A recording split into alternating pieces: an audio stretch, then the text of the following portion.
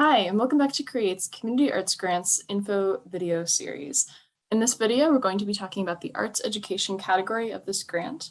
If you haven't started with our overview video, please go ahead back to our channel and look at that first video in the playlist. It'll just give you a brief overview of this grant program as a whole and the different categories so you can see which applies best to you.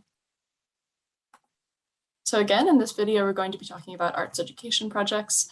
This is one of the three categories in this grant that you can apply to, the others being project support and artist commissions. For a brief summary of the arts education category, this grant allows up to at least $450, but grants up to $3,000. This grant is for teaching artists, nonprofits, and collectives for in-school or out-of-school projects.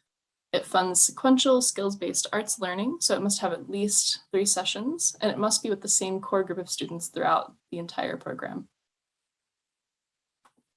To be eligible for the arts education category, you have to be a nonprofit established in Columbia, Schoharie, or Greene County, or if you're an individual or unincorporated group or collective, you do have to have a community partner or a fiscal sponsor who is in the county that you're applying for funding in.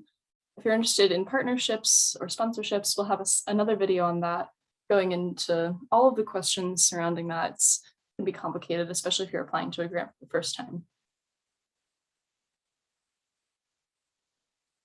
In this category, you have to have a minimum of 3 sequential skills-based learning sessions, incorporating 1 or more art forms with the same group of people.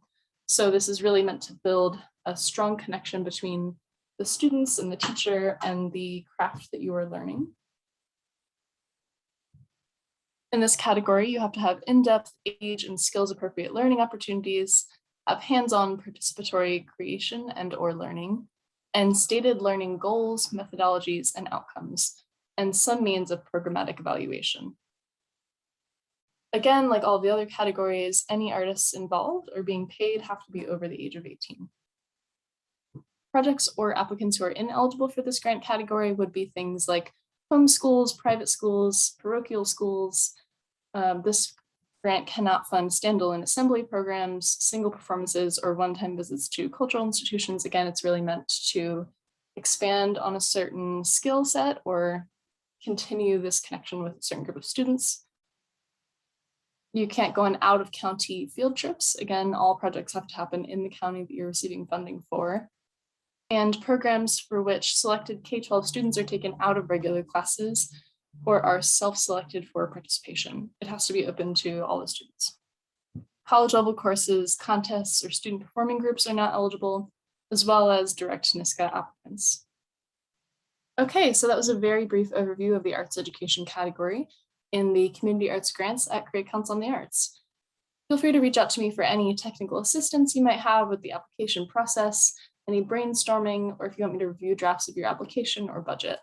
If you do reach out to me, please just try to make this at least 2 weeks before the application deadline. That's when everyone is looking to finalize their projects. So I might not be able to get to yours as quickly as if you come to me earlier.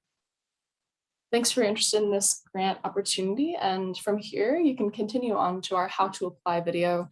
This is the real meat of the info videos here, and it'll go into how to apply, the budget process, how it's reviewed, our online application forms, and a lot more. Again, feel free to reach out to me for any questions, and I look forward to seeing your application. Thank you.